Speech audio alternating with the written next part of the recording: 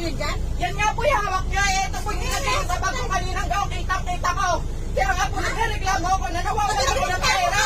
Magreklamo ka kung nawawala sa'yo. Kung sa'yo, Hindi po kayo nagreklamo nga raw. Yung video, O, sige. Nakita na po kayo kasi mag-video. O, akin yan eh. Sa'yo ba yan? O, ibibigay ko sa'yo. Nakita ko pa. O, sige. Halika. Kuya, itanong mo kung may nawala sa kanya. O, sige. Kaya nga po nawala akong pera. Ninakaw ka, babalik ko! Ha? Siyempre, babalik na eh. Pinag-inaano ko na po kayo eh. Bakit kayo babalik ka? Nasabi niya kasi, Teka po, teka. Sige. CCTV po tayo. O, sige po.